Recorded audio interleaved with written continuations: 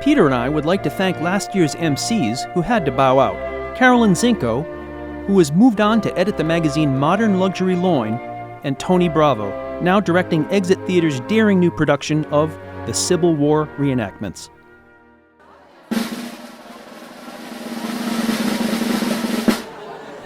"153 years ago in San Francisco, two maverick multimedia journalists, Charles and Michael DeYoung, decided to pivot to video. They were just 3 weeks into their tenure publishing the San Francisco Chronicle. In a bid to inspire skeptical journalists, they started an in-house video contest. Tonight we celebrate 153 years of Lishys Awards. In 1865, San Francisco was a city full of words. Words were everywhere. On traffic signs, on contracts, in books, and especially in newspapers. The San Francisco Chronicle was ground zero for words, and proud of it. Locator maps, photos, and graphics were banned, dismissed as journalistic pornography aimed at our readers' basest instincts. But then, a fresh-faced intern named David Perlman would change all that. Having never read a book, or even a pamphlet, he was part of a new breed who saw life as always moving, always in flux. But dreamers like Perlman were crushed by the Chronicle machinery, and he was relegated to writing obituaries. He did not miss the irony, writing about the dead, using the dead language of words. Perlman's nightmare was starkly illustrated by a glance at any Chronicle front page of the time, like this one from Monday, August 26th, 1865. 78 paragraphs featuring over 4 million words, 47 million letters, and all above the fold. It took the average reader over 10 minutes just to read the nameplate. But then, lightning struck. A startup called the Old Videolicious Tiny Telephone Pictures Shop debuted and changed the business of news forever. In an act of serendipity, Bell Telephone debuted its first camera phone hybrid that same month. The new technology allowed for large video cassettes to be loaded into rotary phones, each cartridge able to hold up to 2 minutes of video footage in 1865. Cartridges, as you can see, are much smaller now. Oblivious to these developments, the Chronicle newsroom continued to write, edit, rewrite, and print words.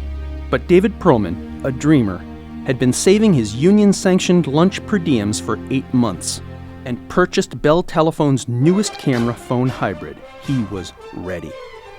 While the newsroom around him continued to write long, boring stories about this and that, the wily intern took his newly adopted kitten Hazel and filmed the first newspaper Videolicious video in history.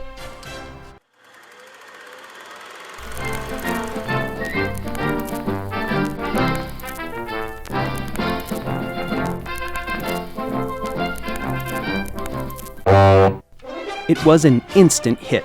Despite a devastating earthquake on the same day, readers couldn't get enough of Hazel.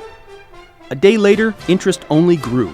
Over 18 million readers left their damaged homes to converge on the Chronicle building to view the Hazel video live. Perlman was a star. Suddenly, every newspaper started producing cat videos. Due to the demand, the first annual Chronicle Lishys were hosted at California Theater later that year. Hazel swept the major categories, and Perlman debuted the first known making-of feature. As years passed, newspaper cat videos began to glut the market. Perlman needed to rebrand. In 1906, his lunch, a Philly cheesesteak, became his new muse. Behold, the first foodie film. Again, an earthquake tried to slow Perlman's thunder, but it was too late. No fire could stop Chronicle subscribers from viewing Philly cheesesteak and donut. Perlman was untouchable. San Francisco in the 1970s. Time moved on as it does. San Francisco became ground zero for experimentation. New technology followed suit as the groovy new cell phone camera from 1972 became the go-to tech for the younger crowd. Perlman's videos had also moved on, from cats and food to more questionable subjects. His final Videolicious films were banned from the Lishys and relegated to establishments like the Market Street Cinema. His final Videolicious film was never finished. Today, in 2018, cameras are hidden inside the tiniest phones, and all news events can be filmed to the delight of Chronicle readers. So let's remember the Dave Perlman from before. the dreamer who pushed the Chronicle to new heights in phone video, and not the hollowed-out husk of a pornographer that he became. For in every one of us is a pearl, made from the tiny grains of sand, slowly massaged into the shiny objects we are today. As Peter Pan once said, let's set our sights on that second star to the right and straight on till morning.